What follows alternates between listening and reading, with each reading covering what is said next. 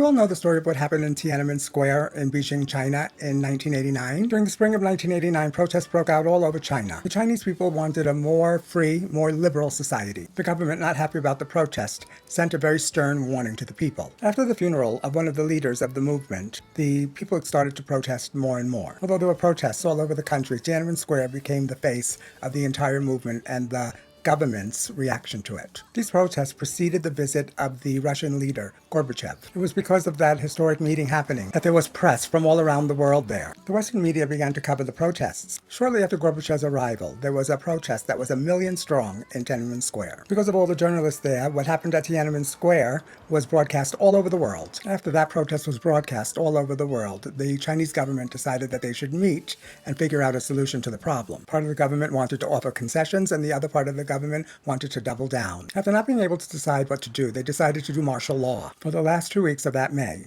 martial law remained in place. The military was surrounding the city, saying that they wanted to maintain peace. That sparked another enormous protest. Again, the world was watching. As the military tried to make its way into the center of town, Tiananmen Square, the people of the city flooded the streets. The protesters were around this statue called the Goddess of Democracy, which is in the center of the square. They knew that the West would eat those pictures up. I remember seeing the images because it was broadcast live and it was like non-stop coverage. On the evening of June 3rd, the government ordered the military to try again. This time, with their tanks and heavily armed, the army refused to be stopped. The Chinese military opened fire on the protesters. The protesters heard the shooting and could see the tanks, so they began to disperse. Although this story is about Beijing, it happened in many of the cities in China. They were shooting their own people. All this was happening while the world watched. The mayor of Shanghai was able to negotiate a ceasefire. By June 5th, the government had regained control. A story was making its way through the country. It was about one man who stood down the tanks. He was called Tank Man. Rather than running from the tanks,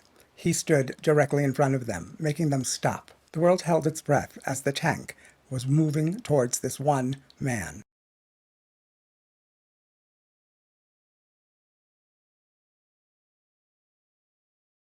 Then let out a collective sigh of relief when the worst didn't happen. The government made thousands of arrests, and there were many executions that followed. China not only downplayed the event, but it downplayed the things that had happened. To this day, it's illegal to speak about Tiananmen Square. They do nothing to mark the day, and memorials are not permitted. The story of Tiananmen Square has always been used to illustrate the differences between communism and democracy. I hope I don't have to connect the dots for you.